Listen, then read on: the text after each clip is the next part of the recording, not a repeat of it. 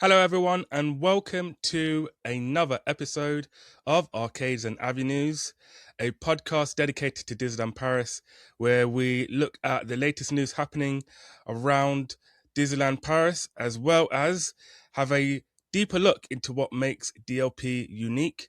I'm Ash, and I'm with my great co-host, Holly. How's it going? Good. How's it going with you?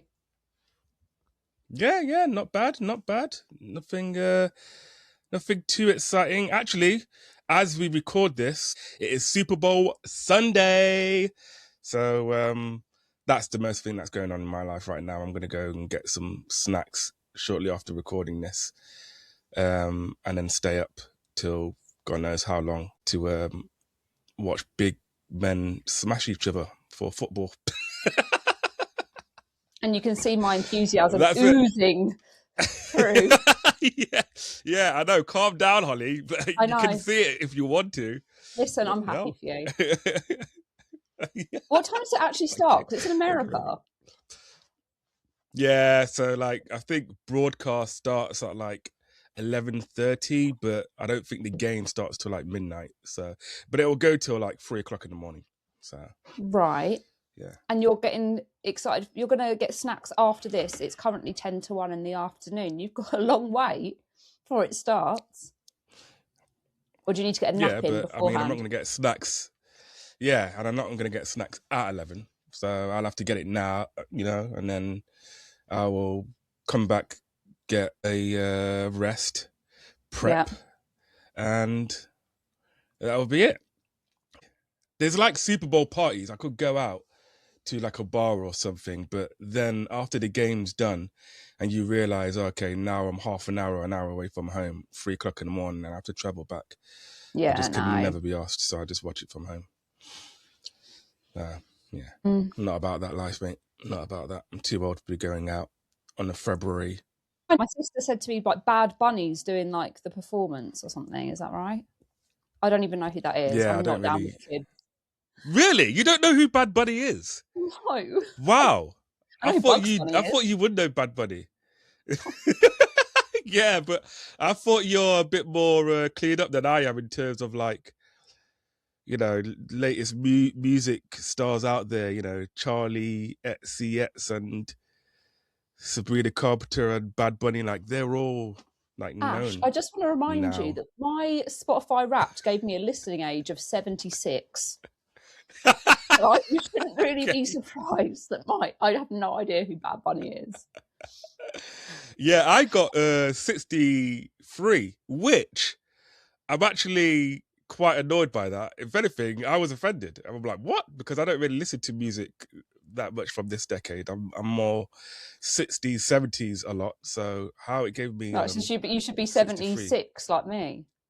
I know, right? So, yeah, that will be interesting. We'll see. We will see. What's going on with your life? Not much. It's such a bleak time of year. We did come to London actually last weekend, up your neck of the woods. Oh, okay. Mainly to take Birdie to the Jellycat thing that's in Selfridges, and I also went and did a little bit of shopping downstairs in the Disney store as well. That's about it. So nothing else to report. The Disney store, I know, have no idea what the Jellycat thing is. So what is that? So Jellycats are like a collectible plushie, and they like make them into all sorts of things. So like animals, like you can get ones that are like pencils, like they have little smiley faces on them. And because it's the flagship in London, in Selfridges, they have like a fish and chip experience. So you can buy like teddies that look like fish and chips. But the queue for that was like 2 hours. So we didn't do that. We just picked one off the shelf, paid, and got the hell out of there because it was absolutely manic. Yeah, bloody hell. Selfies was on the weekend. Yeah, no, that wasn't my finest moment, but it was something to do. Do you know what I mean? Well, you got something as well good out of it because you started a... Is this a new series that you're going to be starting on TikTok now for Arcades and Avenues? Is that now DIY? Is that... I'm Disney DIY series? Do you want a sneak peek? I've nearly finished Mickey. Yeah. He's just up here. That's great. Oh, wow. Studied out. Yeah, just needs to For do his ears now. ones listening to this, instead of watching it. Holly has got Mickey and Minnie. They kind of look like Tsum Tsums on a headband. They do look like Tsum but Tsums. with Who Mickey. remembers Tsum Tsums? I love those. I know. You know why I remember Tsum Tsums? Because I've got loads of them and I don't know what to do with them. I did work at a Disney store and I fully believed the hype. And now I've got like 80 Tsum Tsums in a box. And I have no idea what to do with them. And they're completely useless now. eBay. People probably lap that up on eBay. Yeah, but I took some of them. I took a lot of the tags off, like the price tags off. So I don't know. I think the price tags makes it worth something because you can get fake Tsum Tsums apparently. So you can get fake. Maybe we'll just give some away. Yeah. On Arcades and Avenues, just give some Tsum Tsums away if you want. Tsum Tsum collectors, make yourself known. Do you remember Vinyl Manias as well? I really miss those. Oh my God. Vinyl were, Vinyl I didn't get too much of the hype with Vinyl. I got like... They were like Bear Brick, weren't they? 5. But like Disney versions. Yeah. But that was it. I didn't really go too far with that. Pins and Tsum Tsums is where they got you didn't see my finest hour. Yeah, no. Yeah. They got me, gal. So, but yeah, all right. Look forward to seeing the series, and let's carry on. We've got a lot to mention. Of course, the main topic is about a certain someone, beginning with J, rhyming with Osh. Now being ahead of the table. But before we get to that, we will get to a quick roundup of the news. So what have we got for the news, Holly? So, starting off strong with the AP previews, which last month when we recorded the podcast, we didn't even know if we were going to get AP previews. AP previews for Frozen, the windows have been opened and they have now closed. And what a palaver it was. So I managed to get my AP preview for World of Frozen on the first wave that they announced on a random, I think it was like a Wednesday or Thursday at 2:00 in the afternoon. Oh, annual pass previews are open. Go and grab your spot. And I saw it about 45 minutes after they announced it. And I texted Ash in a panic. And I had to wait over an hour, which wasn't so bad because I wasn't really particularly doing anything else. But I got through and then it kicked me out and sent me to the Disneyland Paris website.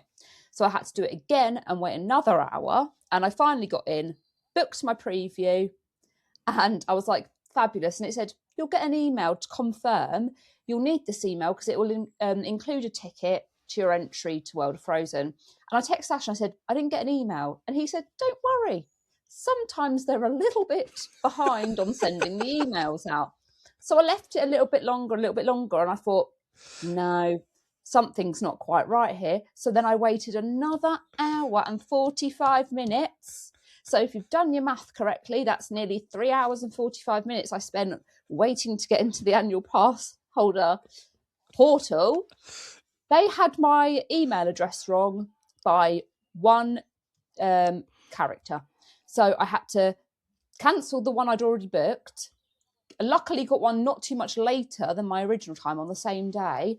And I had to correct my email address. So it was all a bit crazy. But there was a lot of complaints from people because you could only do one annual pass holder preview at a time. And a family of 4, well, Mum goes in at 12, Dad goes in at 2, and little Timmy's going in at 7:30. Sorry, Timmy. Because they want to make it as difficult as possible for anybody to get a family to get previews together. Such a ridiculous system. That's such a ridiculous system. But, okay, so a few things from that. Yeah. Number one, yes, Holly did message me in a panic, and we do that. We, as well as co-hosts of a fabulous podcast, as you know, we are also each other's panic support lines. Although, two, yes, I said she shouldn't worry, and in fact, she did worry. So she's more of a help to me than I'm more of a help to her. To be honest with you, Yeah, so let's get because that out of the way. actually, I had every reason to be worried. I wasn't getting Yes, that you did. email if I hadn't gone back and checked. I would have been I'd have been cast out at the door. All because if I went off your advice. But in my defense, Yeah. despite that erroneous, despite that erroneous bad advice, Yeah. it's not my fault that the cast member can't spell or do your email properly. Oh, So yeah. So I only just I'm got putting my all the annual blame onto pass. him. Yeah, we could, bless him. But also, you did tell me that my handwriting was really sloppy when I was giving him my details to put into the system when I renewed my annual pass in December. Well, you were like, Holly, yeah. I can't even read that. So maybe it's And a bit then of everyone's Holly, fault. what Holly then further meant to do is goes, oh, okay, let me just make it worse by drawing over it. You know, like when you write something and then you write over it, so it's bolded, but it doesn't make it more clearer. It just makes what was blurry more bolded. Yeah. And then you're giving it to a French guy who is like was doing his best, bless him, wasn't he? He was really trying to understand what we were saying to him and what I'd wrote down, but he was struggling a little bit. It's not his fault. It's my fault for not being clever and learning a second language at school. Say la vie. Who did pay attention? I have my preview. Say la vie.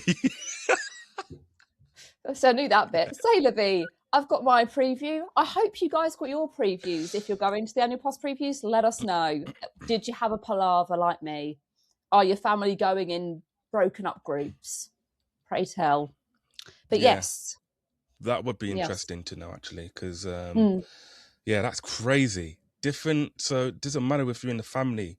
You have to log out and log in each time. You have to be fragmented. That's crazy. So crazy. I will be going shortly afterwards, so it's still going to be busy, but going to go with the family.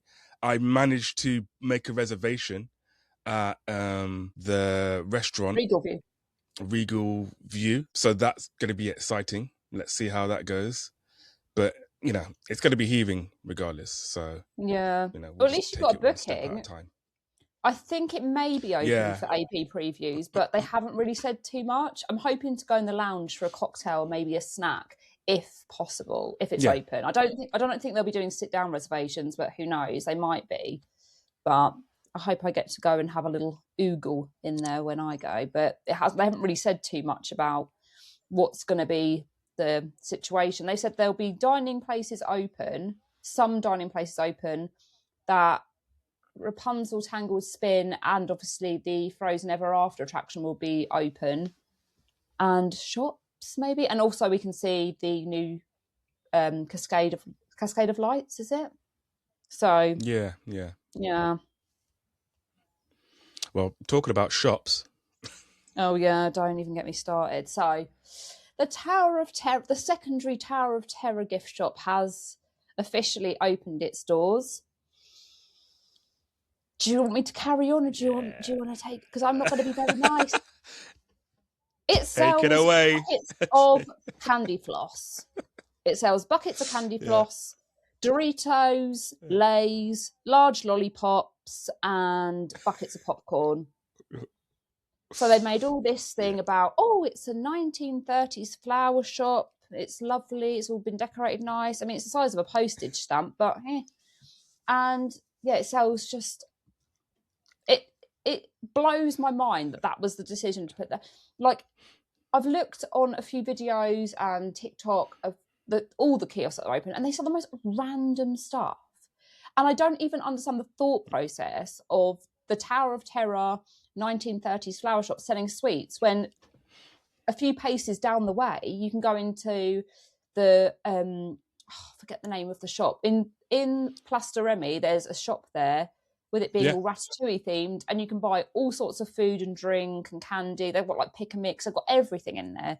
So what's the thought process about Yeah. putting it in a Tower of Terror themed gift shop? It could have been an exclusive. It would have been made a really nice little pin shop. That's what I'm going to say, because we don't have any like pin shops in DLP, and I just think what a disappointment and a waste of Imagineering's gone in to shove hideous buckets of popcorn and candy floss in there. I mean, even just before that, you've got the new shops that they just installed. Yeah, the other kiosk, so the Mickey and the Woody one. Yeah. Mm-hmm. What do they sell there? Do they sell random stuff, snacks man? there, or is that more close? No, it's really random. Like they all have the Lavazza coffee machines in, so you can get a hot chocolate and a coffee in most of them.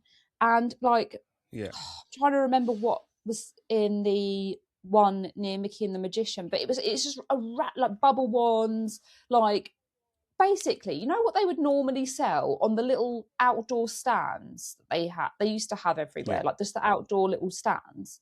It's like that, but they've just put them into shop. So it's like, it's really so on the stands they would have like a couple of plushies, maybe a couple of headbands, and then crisps, and like it's just random stuff shoehorned into these new locations. I don't even understand these new locations either. I don't understand why we needed them, honestly. Do you think that they're just putting those things in there as a placeholder until they get flowers or whatever they said that they was going to put in there to be put in there? But then again, why wouldn't they just wait to release it until they had this stuff in there rather than putting placeholder stuff? I don't know. It doesn't really make any sense. And it's just, again, it looks beautiful, but I'm sick of DLP putting in things that look beautiful but no substance. Like, I want things to have purpose, and it doesn't seem to have much of a purpose, except for it's just there. And I don't know. Seems a bit of a I feel waste. It's like, I'm not trying to be a hater. I'm not trying to be a Debbie Downer, and I'm certainly not trying to slag it off, but I just think, do you know what really gripes me? Paris, the city of love, is known for two things, right? It's famous for two things. Those two things are fashion, merchandising, and food. And for whatever reason, Disneyland Paris cannot execute the two things that the city it's next to are famous for. So I would have liked to see, in like Disneyland Anaheim, they have a perfumery in New Orleans Square. Yeah. Why couldn't we have had a make your own scent thing? I know. Come on. Oh my gosh. That would have been great for Paris. Oh my goodness. Also, that's I'm such a bit more passionate about this kind of thing because I used to work for Christian Dior.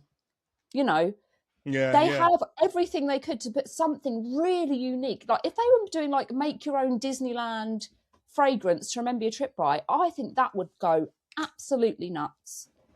They have they're in a country where they have everything to do that. They can do it in California. Yeah. Or is it Tokyo? I'm sure it's California, but it might be Tokyo. But you can make your own scent. What? I'm pretty sure it's California now. I'm double guessing myself. Oh, that is California as well. You can make your own scent as well. You can make your own. Yeah, you can make your own. I just don't understand. Like I said, I would have been happy if they were like, do you know what? This is going to be a pin for the studios, Disney Adventure World, whatever you want to call it. Door. If they said like this is going to be a pin trading location here, I would have been happy with that. Just something different off the beaten path that's not the terribly merchandised popcorn, candy floss. Like, I don't even have beef with the big lollies, right? But in America, you can buy the big lollies, but you can buy like the lollipop savers. We don't even have those in Paris because like you buy a big giant lollipop for your kid. You put it into that case type of thing. Oh yeah, I think I know what you're talking about. You can buy a case for it. But like, there's just there's nothing new to see there other than the location. The location is new, but the things inside it are not. It doesn't make me excited. I'll probably stroll right past it when I go next month. That's how it's got me feeling. But will you walk past the latest merch craze that's going around right now, Holly? I walk right past it and I pretend I don't see it. So what Ash is alluding to is, yes, the fabled Disneyland Sorcerer Mickey fleece is back in a new form. It's taken a new shape this time.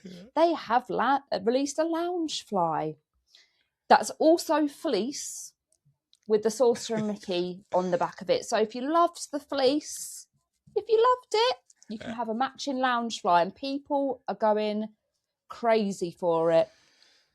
That I pretend. That's all I have to say on the matter. Take it from here. Yeah, you would do, wouldn't you? Right? If you got the fleece and now you got in the bag to match it, oh my goodness, should make people's heads explode.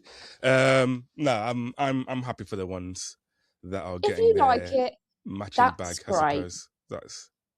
And do you know what? I'm actually glad that they're doing that, because regardless whether we would like it or not, that is a clever thing for DLP to do to make money. And I'm very much about DLP making money, because the more money they make, the more they can reinvest into the parks and into other stuff, right? So my thoughts and good feelings on on the fleece and the backpack aside, right? It was clearly the most popular piece of merch in years. I would go as far as to say it's the most popular piece of merch in years. It's evident. You go in the parks, everyone's wearing the blooming fleece, and everyone will have the matching bag to go with it. So they've actually looked at what people like, and they've listened, and they've created more of the same. Now, it's not going to please everyone. Does it get me excited? Absolutely not. I'm happy for the people it does, but the important thing is that they've listened, they're paying attention to what sells, and they're bringing more of that into the park. I just wish it was on a broader level. But yes, if you liked the Sorcerer Mickey fleece, you heard it here. You can go and now get the lounge fly while stocks last, because I imagine they will sell like hotcakes, and by the time I go next month, they might have all sold out. Praise be. There we go. I mean, I think the jackets are back though. Is that right? Yeah, I think they are. Jackets are, because they were sold out. They were selling them in the during kiosk, Christmas, actually, in the Mickey out. kiosk. Oh, were they? Had them in the there we go. Yeah. So don't all run at once, everyone. Don't fist fight over it, guys. Play nice. Nah. Well, I'm sure by the time they get over there, the scalpers would have got about 40 bags each. They'll be on Vinted and eBay for 3 times the price. Yeah. Unfortunately. Other things in the news: Yacht Club will no longer be serving dinner until the 30th of September. So the restaurant at Newport Bay, that is, of course, alongside Cape Cod. Yacht Club in particular will not be serving dinner until 30th of September. I don't know why, because they are still selling breakfast. I've seen in the app that it's down for refurbishment. So I don't know where the breakfast is going to be served, or if it's just one portion of the restaurant. But that's strange. That is what they've got. Yeah. Tales of Magic has won a bronze award for most creative show, recognized at the IAAPA Brass Ring Awards. It's an award that is given to creative performances around the entertainment industry. And Disneyland Paris won that for Tales of Magic, which I'm glad. I'm glad it's getting recognized. It's been it is a great show, isn't it? It is. With drones, fireworks, projections, water synchronization, like it deserves some it has props, the whole shebang, at least. So, yeah. So I'm happy for them, and may it continue, because I like Tales of Magic. It's a great show. Another show that people are big fans of is Million Splashes of Color. That was announced to be returning in February this year. It was announced last year that it will be returning. There was a bit of a division on the internet regarding this. Some were like, great, and some were like, oh, can you bring something new, like what you did with Music Festival, which I understand. No. But they've decided they've got bigger things to worry about, like Door. Right. So, and why not recycle Million Splashes of Color? Yeah, I'm the WAF. Or on WAF are taking priority. Million Splashes of Colour has arrived. There are new additions to the floats, not new floats, but additions to the existing floats. So you Yeah. will see like other things like cocoa and other different things that you will find. There's actually more colour in Million Splashes of Colour, believe it or not. There is. So during when they're on the castle stage, as well as the fireworks, they do have like colour like mists, basically like what you see when there's like a gender reveal at a baby shower or something like that, but Pyrotechnics. just different colours. Yeah. Gender reveal. So yeah. Yeah, because that's what it looks like. It's like it's just it not does, pink yeah. or blue.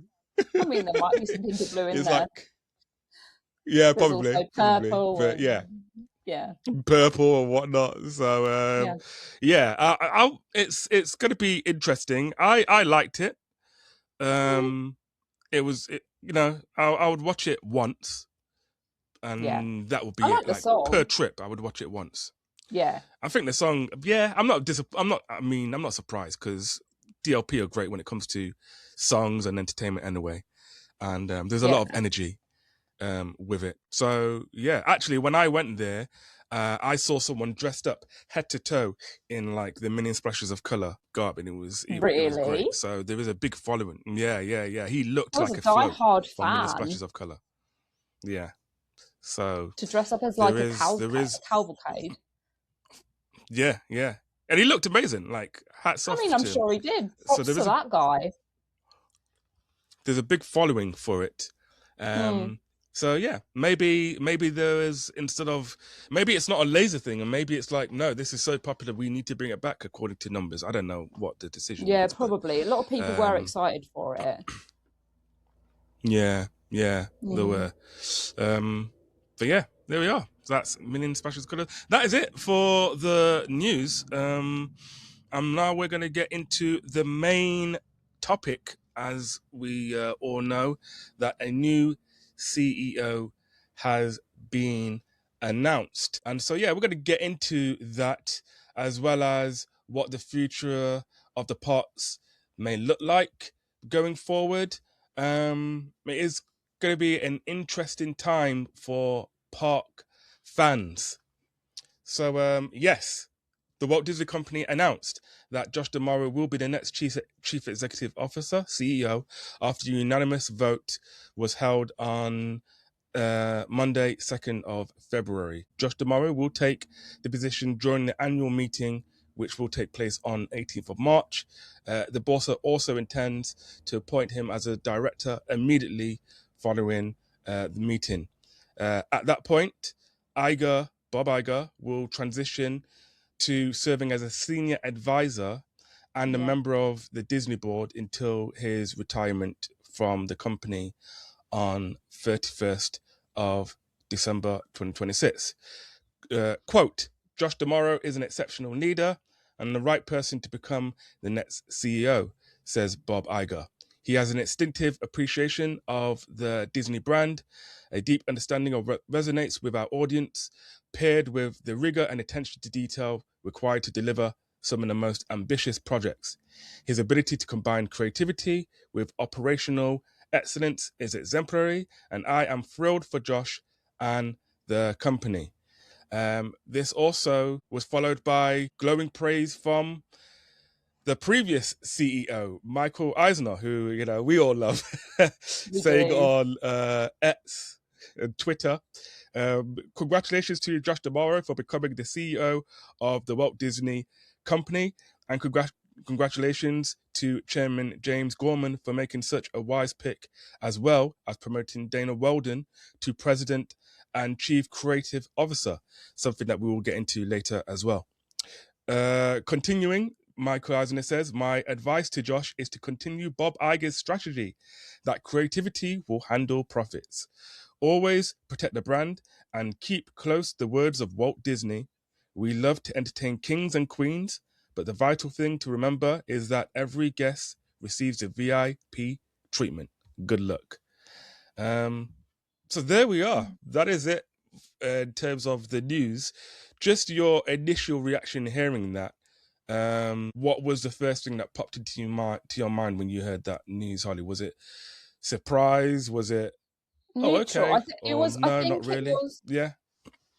I feel quite neutral about it because one, like, listen, guys, like I'm not a numbers person. I don't really pay attention to the business side of things too much. Like I will like read up on stuff, but it's not my area of expertise. So I think Josh Tomorrow was a favourite.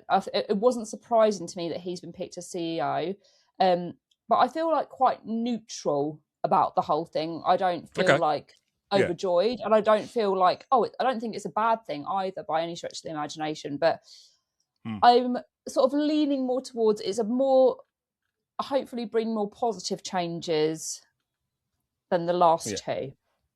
Let's just put it that way. Yeah. Yeah. What about you? Yeah. I mean, I think it was predictable. If I'll be honest with Mm. you, I don't see anyone else that was in the running. Yeah, Dana Walden. There was apparently talks of a co-CEO type of thing where they would both be Mm. CEO. But I'm glad they went through this route. Again, we will go into Dana Walden shortly. But yeah, it does make sense for the company. A lot of people are happy. A lot of the cast members, if you hear about how the cast members are, they're Yeah. like, yeah, Josh, because, he made it a point to listen to them and whatnot. So, yeah, it was I kind have a of question. predictable. He's had a, yeah, So when you said that there was talks of him and is it Dana yeah, yeah, Dana being Walden. a joint CEO type thing. So with Eisner, he had a left-hand man as well, and I forget his name. Yeah, Frank Wells. Frank Wells. Would it been that? Was that a joint CEO situation, or was that something completely No. different? Just no. Okay. No. So this is with what is happening now, it brings it back to how the company used to be. Mm-hmm. So you had Walt and Roy. Yes. Yeah. This is what I Even mean. Like though Walt and to Roy, be Mike and Frank. So is it yeah, going to be that kind of yeah. vibe? And there's Okay, going to be that's that good. kind of partnership. That's correct. Yeah, it'll be Okay, that kind that's of good. partnership. It'll bring back. Bob was president and he was CEO. Bob Iger. Mm-hmm. So that Yeah. removed it, but now it brings it back to CEO and president, just like Michael Eisner was CEO and Frank Wells was president, and Mm-hmm. the same thing.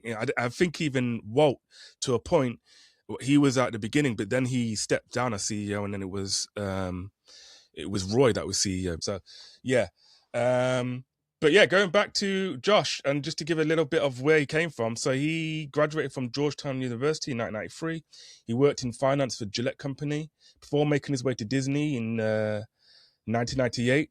And then he had a rapid growth. So until 2008, he was vice president of sales and travel trade marketing. And then he went on to become vice president of Animal Kingdom. Then he became chief transportation operations of Walt Disney World. Then he became COO of Walt Disney World. After that, he was president of Disneyland Resort for around 18 months. Then he moved back to Florida to become president of Walt Disney World. And, these like different positions, he was only in the position for them for like a year to 18 months maximum, because he was just Right. like, like he was overqualified. He was just great. So he just kept Moving on up the like, ranks. yeah, moving up the ranks very, very rapidly until Bob Chapek then became CEO. And so he Womp took Bob womp. Chapek's role of president. Yeah, yeah, Or yeah. And he paycheck. became president. He became president of Parks and Resorts in 2020, succeeding Chapek. He's also on Make a Wish board of directors, and I think he has been for a while now. My notes Okay. say 1993, since 1993, but I don't know. I've double checked that, but he has been for a while. Mm. So he's generally loved around the parks by fans, cast members. He's probably one of the first, if not the first, executives that would go out of his way to engage with the guests and cast members. Casually walking Mm. and speaking to them, taking photos. He will be the first CEO that has a parks background. So, Eisner Walt came from studios. Eisner came from studios, and so did Bob.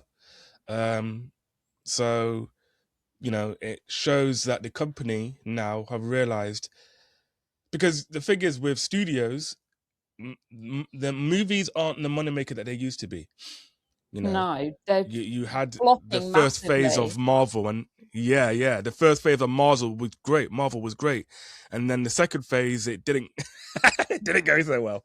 Do you know what I mean? And Yeah, so I think it's going through a up and down turbulent time where Parks has been the consistent, reliable revenue stream. It's always been making money constantly, and so I think to Disney, to the board, they're like, we need someone who's got a strong parts background that can oversee the next phase, because that will always be the one making money, and the new CEO has to be strong in that area. That's where the center of gravity comes from in terms of money, is the park. So, yeah, they've done a massive deal with Abu Dhabi and Disneyland. So, they have to make sure that they oversee it and make it right. But he doesn't do studios. He just does the park. So this is now where it brings it back to Dana Walden, right? right. Where she is the president and also chief creative officer. Now, chief creative officer is a role that hasn't existed in Disney executives before. Right, because I thought that I hadn't heard of that role before. And what does her job No. entail? Mm. So her job will be, and so she will be the first woman president of the Walt Disney Company, which is Yay! something that we really need to, take heed of and celebrate, because this is a big deal, That's really and a surprising to massive me, step forward. actually. Yeah, yeah, I know. Girl power. It Good has for been her. like that. Yeah, and she's she's amazing. She is What's her amazing in background? terms of what she was doing. So she comes from 20th Century Fox, and so Okay, when Disney nice. did the acquisition, she came underneath that, and she oversaw all the new shows, Bear, Murders in the Building or something like that. I don't really watch that show, but I know it's very, very No, popular. me either. So correct me, listeners, if you're Only watching murderers this. in the building or Yeah, something, isn't it? I think so. And a Murder was in Yeah. the building. Abbott, Abbott Elementary. She's just great in terms of knowing what shows are going to work and hit, Right. and it's expanding that. She's been absolutely fantastic, and yeah, she will be president of. So not only will be she chief creative officer on a new role, she will also be president. So yeah, that duo hasn't been done, as I said, since Eisner and Wells. And so she will oversee the television, the media, and the movies and whatnot. And she's more than qualified to do this. More than qualified. So Hopefully, she'll yeah, encourage them to stop putting out live action movies. well, yeah, exactly. Because I don't know. I think that was a little bit before her. Because if Mm. we look at that, because the first one was what? Was it Cinderella? I Because think that it was might when I have was been, working at but the it was Disney store. also then the Maleficent movies. But I actually like Yeah, the that's right. Cinderella live action, and I like the Maleficent I liked movies. that. I feel, I but liked I feel that. like after that, it went a bit like Yeah, by the time the Lion yeah, King ones came out, I'd completely lost interest yeah, yeah. in the live action So movies. maybe that wasn't all. Like maybe she came halfway through that. So I don't know if I want to put that on her. So yeah, that's a good point. Maybe she could look at that and go, is it making money? But They're not making some money. people That's will a say fact. it is. Really?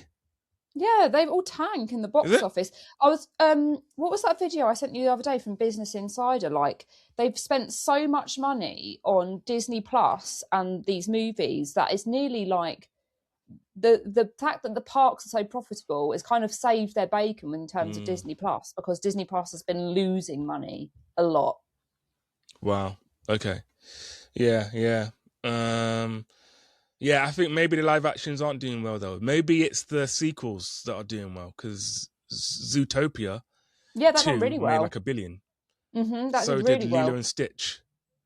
And Lilo and Stitch is supposed to be live action, and that did really well. I So, actually have not seen that. um, so I don't know. It comes and goes. Do you know what I mean? Like we say we Mm. want, we say we want original, and then Elio bombs. Do you know what I mean? I didn't So mind Lelio. who knows? I haven't seen it, so I've contributed to the bombing. And I loved Soul. What's it? The Soul movie, the Pixar newish I one. like And that. I watched Soul. I love Soul, and I also That's a really while ago, isn't enjoyed. it? What's the one with the two little boys and they like turn into mermaids? Luca. Luca, is it Luca? Yeah, I like Luca. I like I Luca. enjoy that. Yeah. I haven't seen Wish though. Still, I haven't watched that. No, I haven't seen But Wish. I heard it's okay. yeah. Fingers But crossed the so yeah, who movies will. knows? Who knows? Yeah, yeah. I think she will be good though. It's a good partnership. Getting back to Josh now, I would like to not to say that we are the source of reason, but there has been, yeah, Josh can do no wrong. It will be amazing, and I don't want to temper that. I understand the enthusiasm, but there has also been cause for concerns that people are mentioning that is worth putting out as well. And we'll get to our verdict on what we think eventually moving forward. Is it good for that, Josh to be CEO, and what do we think is going to happen in the future? But there are some things that we need to balance out. So let's go with the good things that have been under his watch. So the upgrade of Paradise Pier to Pixar Pier, that was under his Love watch, that. and that was during when he was president of Disneyland. That was a good call. And I liked that. I like that. Disneyland Forward, of course. So, we know that Disneyland Forward is a thing now that's happening. Disneyland Resort will be expanding, and it will have a third gate. It will have Avatar and all of that jazz. So that is good. Epcot transformation. I'm going to say good. It's kind of okay. It was better than it once was, but there was a lot of things that said that was going to happen that didn't happen. Yeah. And I don't know if he had a permission to override that. Because what they said was going to happen, not all of it happened, and it would have been much better than it is now. But it's still better than it was before, if that makes sense. So it's kind of like 50-50. It's mid. Yeah. Yeah. I mean, it technically is mid, but that has a negative connotation. So it's like, Galaxy's Edge, that was under his watch. Love Galaxy's Edge, although people think it's a fail, but I don't know why. Yeah, I mean, is it? I mean, that's another discussion. Was it under his watch though? Because I think he was just that. Yeah, we could, because like he was just becoming president of parks when Galaxy's Edge was released. So I don't know if I should chalk that up to him. But fine, let's just give it to him. Galaxy's Edge. Okay, he saw the end of it. Runaway Railway. Love Runaway Railway. Which is a great attraction. It is. Love I would say, if he has anything to do with Rise of the Resistance and Mickey's Runaway Railway, they are two of my favourite attractions that we do not have in Paris. Yeah. I think re-rideability, 10 out of 10. Theming, 10 out of 10. Like the whole experience is a 10 out of 10. So I give him massive kudos for them. Yeah. Tron at Shanghai and Magic Kingdom. I love Tron. I think it's a great ride. Guardians, I love even more. I think is a great ride. I love Guardians of the Galaxy. Sadly, I cannot comment on these. So good. Yeah, you will do eventually at some point. Eventually. But yeah, they are just two great attractions. Of course, you've got World of Frozen at Hong Kong and soon to be, of course, at DLP. Avengers Campus at Disneyland Resort or DCA and at DLP. Zootopia Land at Shanghai Disney. Yeah. soon to be Villains Land, and I'm just going through the list quickly. Soon to be Villains Land, Magic Kingdom, Tropical Americas, Animal Kingdom, even though they're getting rid of Dino Land. So some people say that's good, but also that could be bad. People It have depends been on how you moaning, look at that. saying that he's bad because like he was part of the team that got rid of Dino Land, and I just want to say to those people, be so for real right now. Yeah. Grow up. Let's just grow up. Basically. Soon to be Monstropolis at Hollywood Studios. It resulted in the closure of Muppets 3D. Though. Yeah. But Rock and Roller Coaster will now be Muppets themed, so not all is lost, I suppose. Yeah. Still not the same, but they're not totally swept Muppets under the rug. I do think that Muppets overlay on Rock and Roller Coaster will work incredibly well. I really do. I think so. Animal, just going, no. Exactly. I can just see it now. Like, I think the chaos of the Muppets / X Rock and Roller Coaster, I think that is a really good choice. And let's be real, like, as much as I love the Muppets, do we think that like the loss of Muppet Vision 3D is a massive loss, really? Like, don't get me wrong, I love the show. I have done since I was a kid, but I think there is a massive cult following for Muppets 3D. There is a lot of people that are gutted about it. I love Muppets, but I just think I've seen it. It was a lot of area for one attraction, wasn't it? Well, the thing is, I think the complaint was Disney bought Muppets and didn't know what to do with it, and now the one thing that people love with Muppets, they're getting rid of it. So it's a fair criticism. It is a fair criticism, but yeah. Kudos to Josh for saying, okay, look, we're getting rid of Muppets 3D, but we're not getting rid of Muppets entirely, and we will bring Muppets I would like to in see some more form. Muppets. So, yeah, I would as well. I would love to see more Muppets. Yeah. The new show, everyone should watch the new show because it's hilarious. And the ratings are going to show Disney that people love Muppets. So, that's a side thing. But, moving on. Disney Cruise Line expanding their fleet. They got like quadruple as much cruise lines now. So that's under his watch. Cantino Story Living, which I don't really know what that's about. The jury's out with that. It's supposed to be Never heard of her. Some residential Disney living, similar to Celebration in Florida, but it's in California. But it's only for rich people. Similar to because like each Golden Oak. Yeah, like that vibe. It's like that vibe. Okay, right. So it's but it just looks like a mess. There's like it's not. People don't really. Where is it? Is it near resorts? Is it near the resort then? I just know it's in California. That's as far as I know about it. It's not. Hasn't been marketed well. You can find it on Disney Parks YouTube channel. Yeah, it is what it is. And obviously, the Abu Dhabi park opening. So those are the good things that have been under his watch. He has been all bad busy. things, depending on your point of view. All bad things, though, depending on your point of view, and the bad things, increasing ticket prices and AP prices. It is what it is. That will always be a thing, but we could technically say that's under his watch. Theme park reservation system is something that I will never get over. It's a hill that I will die on, that I hate theme park reservations. Is that Josh, though? And I think many people do. That's under his watch. I mean... I thought that was more a Chapek Igar thing. Well, Chapek became CEO. Paycheck, whatever his name is. And then Josh became... president of parks, and then following from because this followed from COVID lockdown. Do you know what I mean? Like COVID was such an introduction of bad things that happened in the park. And I agree. I feel like the parks have not been the same since the pandemic. Not just from a fan perspective, but from a consumer perspective, Disney 100% has not been the same. And there's lots of things. There's lots of reasons behind that.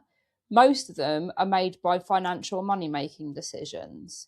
So it was whoever was in charge of holding the purse strings at the time that made these decisions. But I don't think they'll ever go back now. Do you? Well, nah, that's the thing. I think this is it now. No, I don't think so. I mean, people are hoping for it, but I don't think so. I don't think it will. I think this fast is it passes, now, literally. Introduction to lightning lane. Again, another COVID thing. Mm-hmm. Yeah. So you can't be let off the hook for that. And we can say, oh, but it was Chapek. But he's president. Do you understand how big of a position the president of parks and resorts worldwide is? Like, if he isn't doing it, then what was he doing?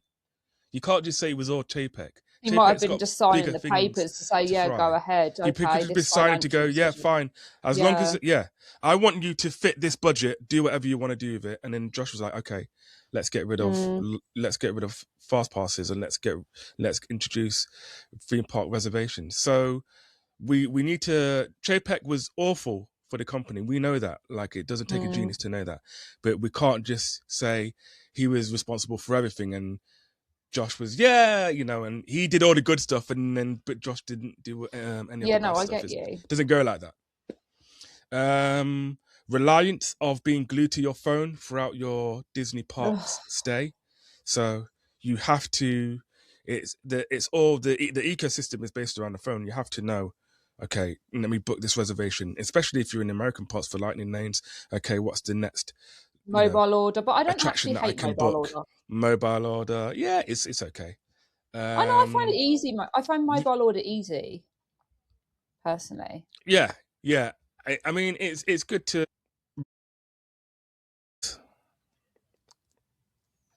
Yeah. Reduced entertainment in the parks is that in? I wouldn't say that necessarily in Paris, though. Only characters. Oh, I would. Maybe. I don't know. Do we? I feel like we have just as many shows, and actually more shows than we've ever had on offer. Really? Okay. Well, think about it. You've got Stars on Parade. You've also got Million Splashes of Colour. If you didn't have Million Splashes of Colour, we would have had we had the music festival last year. You've got Lion King Rhythm of the Pride Lands most of the time. In the Studios Park, you've got the meeting. Well, I mean, it's not going to be there for much longer, but the sing along with Elsa and Anna, Mickey and the Magician, Pixar's. I forget the name of it, and I love it. The Pixar show. Yeah, Together. No parade in the studios, but maybe one day you'll come back. Yeah, what you're saying is there's a good offering, but plus fireworks. There's still things like Streetmosphere, a thing that I've always said that they need to do and they haven't done. I don't know. And just things like they could be doing that doesn't cost anybody. Doesn't cost anybody. They could be they just having have anything for free. Custodial costs. Yeah, they could have custodial cast members doing the Mickey or the character. Do you know, like what they do in Disneyland Resort? They don't do that anymore, do they? When they used to paint them on the floor with the water, the dustpan and brush. Yeah. I know. So like things like that. In the American parks, DAS pass is only applicable to neurodivergent guests. It isn't applicable to anyone that has MS or that is really, really crazy. And Disney are actually going through a battle with shareholders about that, saying that you need to open it up. Yeah, there are abuses of the system, but you can't take the system in totality for everyone. Do you know what I mean? Listen, just quickly. That's just crazy. We're having a bit of a thing about that at the moment, not with Disneyland Paris, but it's still relevant to the conversation with Merlin. Have you heard the news this week? I heard about that, yeah. They've gone the opposite direction, right? Basically, if you're neurodivergent, you are not getting a accessibility in Merlin parks. And I find it's just quickly, I just have to rant about this. I find it such a bizarre decision. One, it's the thing about accessibility, like, it's personal to me and will be personal to you as well, Ash. I have a daughter who's profoundly autistic. There is no way I could, and this is a whole nother thing, right? I don't like how autism is just like a blanket diagnosis where there is some children with autism who could quite, there's things that they all have their own strengths and weaknesses. And those on the more severe end of the spectrum, like my daughter, I don't know, it's just brought a whole lot of ugliness out, and it's brought out the, you know, disabled people are just lazy crowd.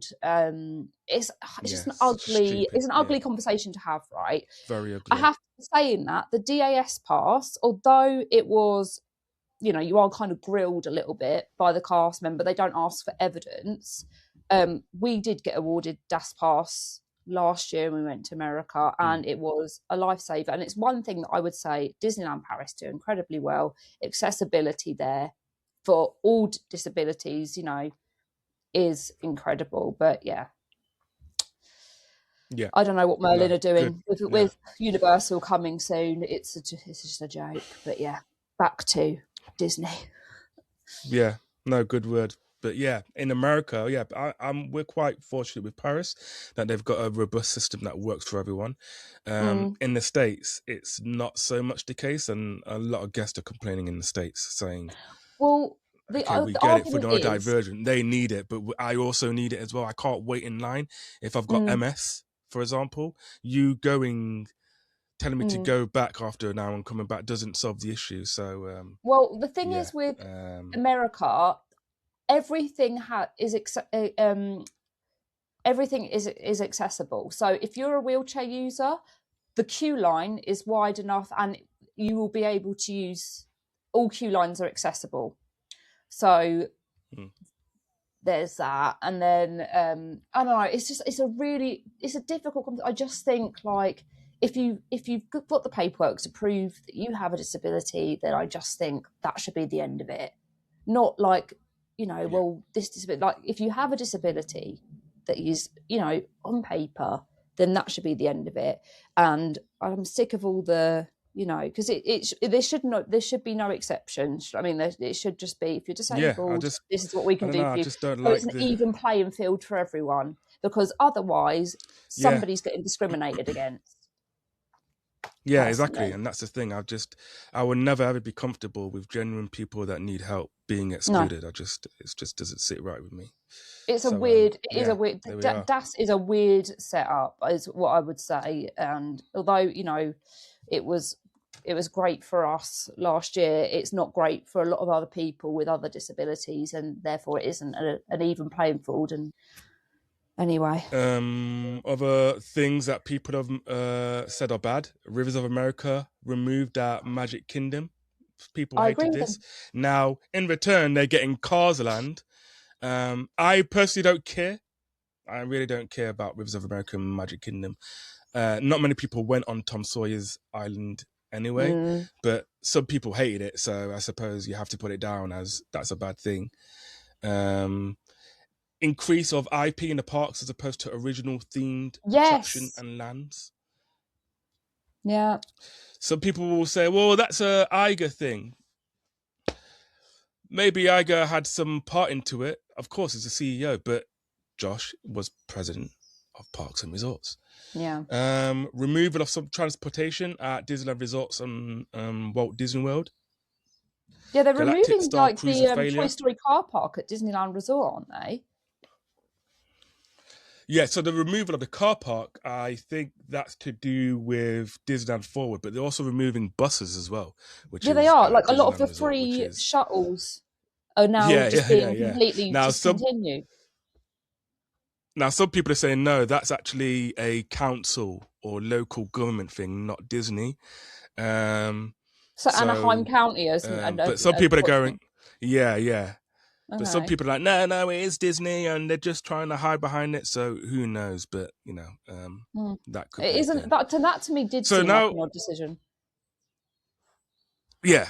I mean, but are we surprised? Do you know what I mean? Like, you know, they got rid of a lot of the things. Resort, right. I mean, I don't know if you know this place. There's a really lovely hotel/motel literally next door to Disneyland called the Candy Cane Inn, and they have like a 1950s trolley that take the guests right up to the security gates in the parks. Now, if a hotel next door is offering that kind of shuttle service for free, I don't know. I just think it's weird. Like, Also, the Toy Story car park is like one of the nearest. Well, actually, now you say about Disney 4D, yeah, of course, it's the nearest car park to Disney, but Yeah. And now, of course, with Disneyland Resort, they've got rid of extra magic. Well, it's not an hour, but it's half an hour. But they've even got rid of that now. Extra magic time in an extra lightning lane, one lightning lane per guest for the trip, not per day, for the trip. So sorry, what? Yeah. Well, you can't have like the multi-pass more than one. We go together for a trip to Disneyland Resort. Right. That's 2 in the party. We don't get to go to Disneyland Resort half an hour earlier. Right. But what we can have now is a lightning lane to, one of the top ones. Do you know what I mean? Like Rise of the Resistance or Indie. Do you know what I mean? And we can get that, and that will be it. And let's say we're there for 3 days, we can use only that one lightning lane once for that 3 days. We won't get it every single day. Now. And is this if you're a Disney hotel guest benefit? That's right. That's right. Yeah. Yeah, that sucks, man. On-site guests.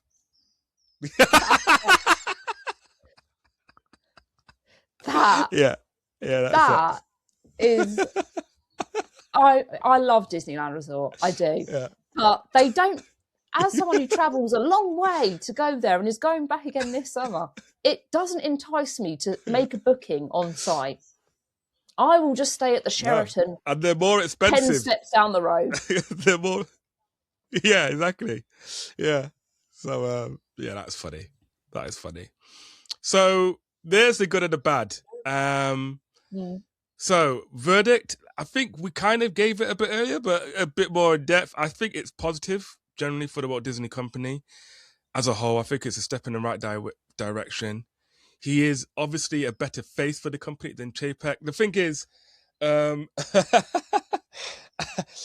with Chapek is some of the stuff that Chapek came with.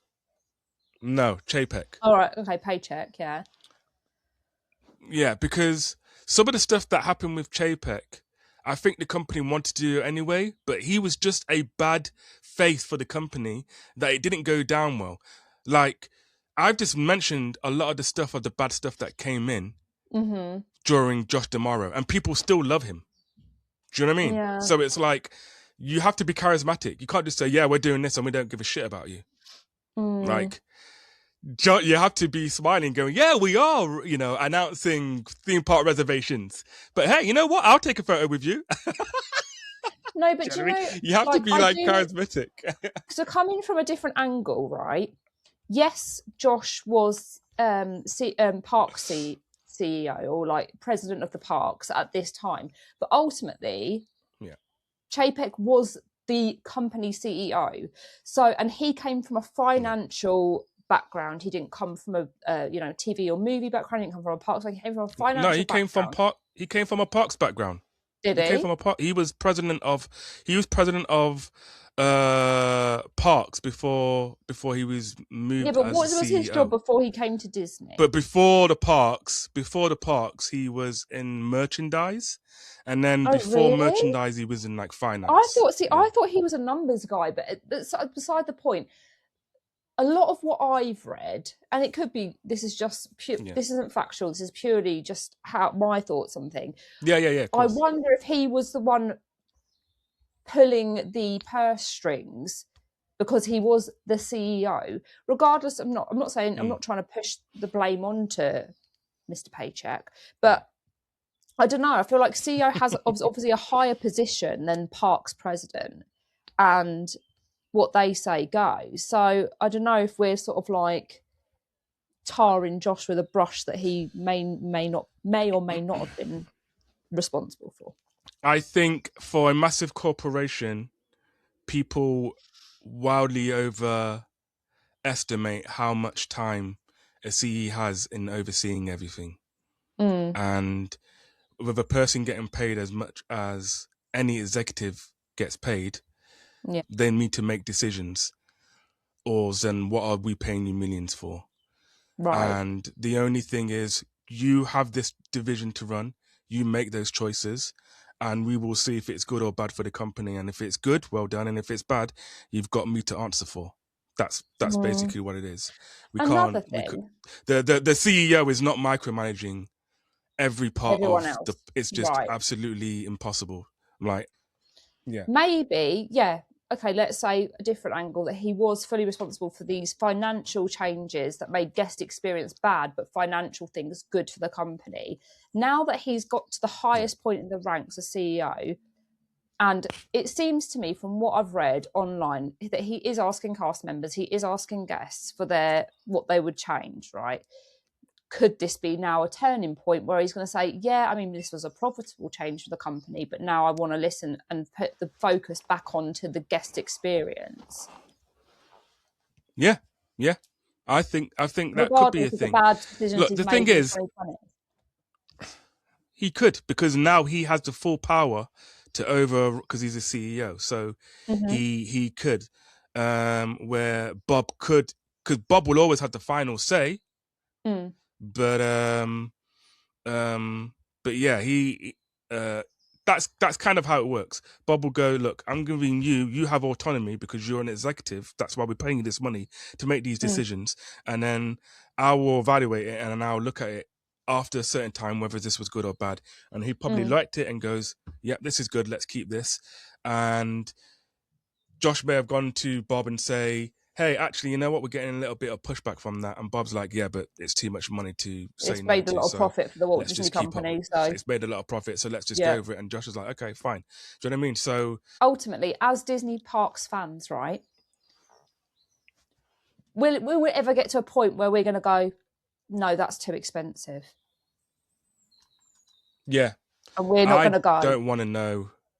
I don't want to know What would what it take my for us to do limit that? Because is. as die-hard Yeah, Disney I don't fans, know what we it. are very, That's very loyal crazy. to the mouse, right? And people listening to this Yeah, podcast will agree. How much would it take for us to? Because now I've got an AP, I will save in little ways. I'll stay off site, but I'm still going to take several trips to Disney a year. Although these things yeah, financially, it's getting a bit harder to stay on site, and you've got to have the park reservations, and you've got to pay for lightning lanes, yada yada yada. It's still not enough to me to say I'm not going to give the mouse my money. As a group of yeah. fans, It's we so will still true. pay it, and they know that. Yeah, that is true. But yeah, and that's where it's kind of, well, gosh. And this is going to be a long one, folks, because there's so much to get into. Rightly so. There's a whole chapter of the Walt Disney Company, and it all involves us, and it's going to affect us in some way. So, but yeah, this is gonna come back to the verdict of what the parts are gonna look like. But our verdict on Josh, I still think he's gonna be a better face than Che. Mm-hmm. Obviously, he'll be a better face than Chapek. That's like, of course, that's silly to say that. I think he'll even be a better face than Iger. Iger was very robotic.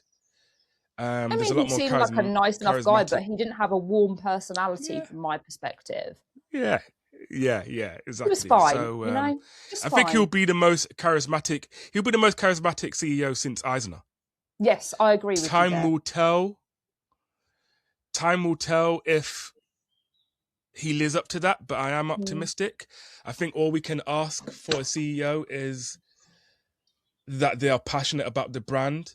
In our case, Mm-hmm. the parks, and Josh is the closest thing we'll ever get to that. But yeah, I'm cautiously optimistic. I think he's a great candidate. But again, he is human at the end of the day. He won't make every right decision. It is a mega corporation. As fans, we struggle with the corporate side as opposed to the creative side, because we're always bothered about the creative side. We don't give a shit about the corporate side, where the CEO has to look at both sides. We all love Michael Eisner for what he brought. Do you know what I mean? DLP, obviously, is the reason why this whole bloody podcast Yeah, and he exists. nearly bankrupted the Splash company. Mountain. DLP, Splash Mountain, Indiana Jones, Star Tours, Tower of Terror he brought, but the bad side was, Bankruptcy. he almost bankrupt. He almost bankruptcy.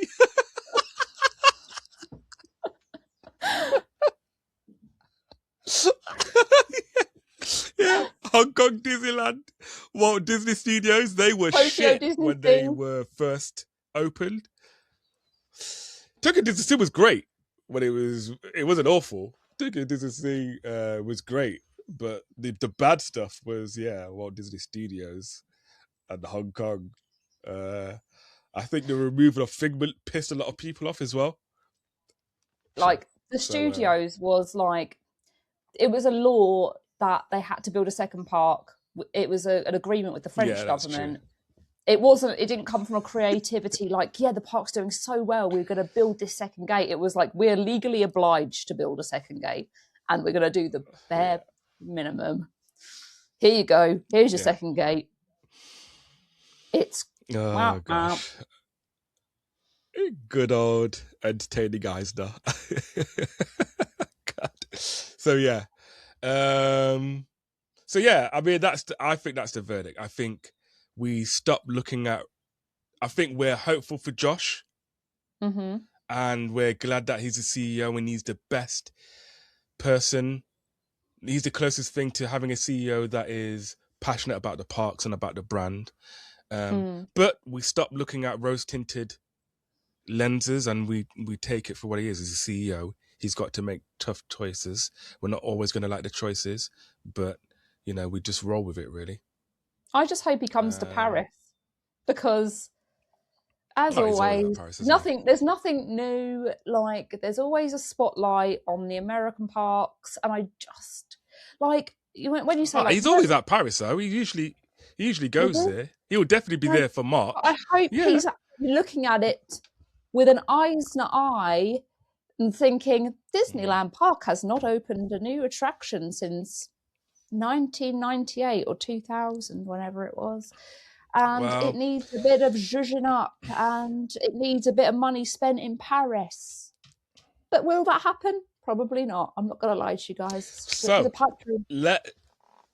let's go to what we think the future of the parks will be, and how that will come. So I'm gonna start. So Eisner's legacy was renaissance, was bringing Disney back to the forefront when Disney was kind of forgotten about, wasn't really doing anything in the 70s, early 80s.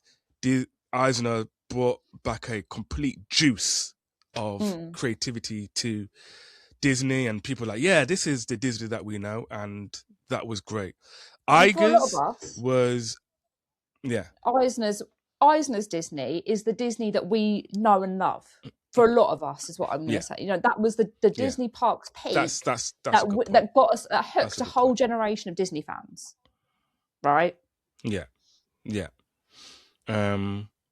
Bob Iger's legacy was acquisitions. Yeah, we're going to swallow Pixar, and then we're going to swallow Lucasfilm, Star Wars, and we're going to swallow Marvel, and do you know what I mean? And Fox. It was just acquisitions everywhere, just taking everything. There's nothing really to buy now, an acquisition for Josh. So I don't see acquisitions that will be his legacy. I think his legacy will be more expansions of what is already there. And so I think, his legacy will be Abu Dhabi, obviously, because we know that's definitely happening. Disneyland Resort third gate, we definitely know that will be happening. But also a second gate to Hong Kong Disneyland and to Shanghai. A third gate for DLP. No, it won't happen. Fifth gate for Florida. You think so? You don't think a third gate will happen? I know that there's legal. An average lifespan of CEO for Eisner and for Iger was chalking up to about 20 years. So let's say he does 20 years. You don't see a third gate opening in DLP in 20 years. I mean, I hope that that's the case, and I know there is a law that they will lose the land. They have the land for the third gate, although it's in a really bizarre place. It's like behind the hotels. Yeah. They have that land, and they basically have 10 years. I think this I may get this slightly wrong. They have 10 years to build a third gate, and if they haven't submitted a planning for that third gate in 10 years. They've got another 10 years before they finally lose access to the land. Right. I think it's something like that. Basically, yeah, you've got 20 years. All I want is to see some, to look at it from a consumer and a park goer and a Disney fan's lens. Look at Disneyland Paris. I mean, we've got D23 coming up in August. Mm-hmm. Who knows what will be announced there? Maybe nothing. Probably Avatar, because we've kind of all as a fan group deciphered that. But I would like to see him give Disneyland Park some love. But again, like we say, what do we think the future holds? We don't know. It's all speculation at the end of the day. We don't. I think not a lot will change. Obviously, we've already got all these expansions and things in the works worldwide. Who knows? I don't know. I'm remaining hopeful, but I feel very neutral on the situation because it's not my forte. I think because he's a parks guy more than Chapek ever was, because that's his thing. I think it will be about expansions, and I think he's done so much radical expansions with Abu Dhabi and with Disneyland Forward, and that was when he was just president of Parks and Resorts. Right. Him being the CEO means that he's going to accelerate that. And so, do I think that a third park will be done and dusted by the time he's finished CEO? No. But do I think it will be announced at least?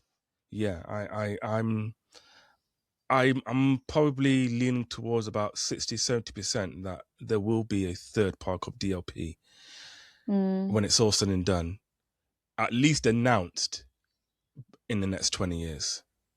Yeah. I'm just scared. When you say the next 20 years, I'm like, God, I'll be really old then. Yeah. Age ain't nothing but a number. You know what I mean? Yeah, go and get your Zimmer frame out and make your way. You and me rattling along to the third park in our 60s. Exactly. Yeah, you know what I mean? I've already got the clothes for it. I'm dressing like that anyway. We're both kind of matching today, actually. Yeah. Yeah, actually, yeah, that's true. So yeah, I think that will be something. Come Thomas back in 20 years Maslin and see if he's right. to Chip. Yeah, exactly. Listen to this in 20 years. Thomas Maslin may be promoted to chairman of the Parks and Resorts. He's currently president of Disneyland Resort, so that may happen. Yeah, I just think more expansions on what he is good at is going to be his legacy. I genuinely do hope you're right, because obviously, let's look at the hard facts here. Parks is what makes the money. Yeah, it's not the movies anymore. So the parks makes the money. That's why they're putting him. The streaming service does not make the money. You need to put money back in, because like I say, as Disney fans, no matter what changes they make, we're still going to go, aren't we? We're still going to pay it. And you saying your annual pass, let's say your gold annual pass, right, is going to be 2,000 euros a year, right? In the next 15 years. Right. But you know that there's a third part coming. People are still going to pay for that. Yeah, I probably would. People are still going to pay for that. And it's not that you find ways to pay for it, don't you? Like if I have to save all year to put a large down payment, if it was 2,000 euros, I had to put, £1,000 down and pay the £1,000 off, I'd do that. Probably makes me sound like a right mug, to be honest. But, But people are paying that anyway now. You're not sounding like a right mug. You're sounding like any other AP holder. If you're in Disneyland Resort is, I think, 1,800 for Magic Key. It's a lot. For a Magic Key. And then, if you're a resident Magic Key holder, then you're locked out from Christmas right through to a couple of weeks ago. I think then basically not allowed in the parks. Yeah. So yeah. Also, that's another thing that was cut in that sort of financial era where we saw a lot of financial changes to part that impacted guest satisfaction. AP benefits. The AP benefit. I was actually. This is a funny story. quick little funny story. The last time I was an AP holder before now was February 2020. I walked into Disneyland with my son Really? and my sister at the time and went into the passport annuel office that was in Discoveryland. I walked in, slapped down whatever it was back then for a silver pass. It was like €250. I said, I'll have one annual pass, please. My sister did the same. I bought one for my son. We were standing in Ratatouille a few hours later, and my sister went, 20 confirmed cases of coronavirus in Paris. And we all went, yeah. What happened a month later? So I never actually got the good benefits of being an annual pass holder because that was quickly stripped away in the year that I bought and paid for an annual pass and didn't get to use it. So yeah, it's not as exciting being an AP holder now. That's for sure. No. I think he may do something drastic in his first 100 days. I think he may, who knows? That's a bold. People are just to show someone, look, it's a new change. It's a new era. Because that's what Thingy did. That's what Bob Iger did. As soon as he came in his first 100 days, he amended the relationship with Pixar because Michael Eisner deteriorated it. And then they acquired Pixar. Yeah. So maybe he'll do something. Maybe he'll say, I'm going to get rid of theme park reservations. I don't think that will happen. No, I don't think that will ever happen. I'm still holding out hope. Because was it the video that you sent me about theme park reservations and like the logic behind theme park reservations? Yeah. It's why it's having about theme park reservations it's about now maximizing more profit while spending less on operations as possible and staff and having the statistic, and having the statistic to do that. Yeah, that's why the park's always busy. Well, it feels busier than the parks feel busier than ever, but they're not. They're not. Yeah. It's just the way they know because of the park reservations. They know how many staff to exactly to have on. They know how many trains to be running on all the rides, and that's why when you're walking around Disney, you think, my God, it never used to be this busy. It was, but it was just people were in other areas doing other things because they didn't need as many staff on. There was other things to preoccupy you with. Yeah. In fact, I should probably leave that link in the show notes for that. I'll leave a link. It's a good video, right? It's a very interesting video. If you're into park logistics, I will leave the video we're discussing below, and I'll also leave the Business Insider video below because it's a very interesting watch. And it explains a lot of why these decisions were made and why they've stayed and why we don't think they're going to go anywhere. I hope.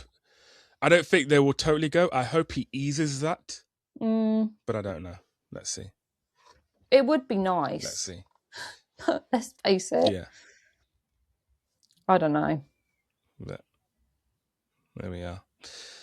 That was quite a long one, but, it is needed. We don't usually go this long normally, but, we have a new CEO on board for the company that we also love that runs our parks. So it is a discussion that we need to have. And, glad we did it and hope you enjoyed it. Let us know your thoughts. Do you think we're on the mark, off the mark? Is there anything that we may have missed out? Your genuine feelings? Is it apathy? Is it excitement? Is it dread? We want to hear it. Or is it like me, an emotionless husk, feeling very neutral about the entire thing? There we go. Just complete apathy. All right, whatever. I'm still going to visit the mouse, so... Yeah. But no, thanks for sticking with us this long. We will, of course, leave those links on the videos. And we will see you in the next pod.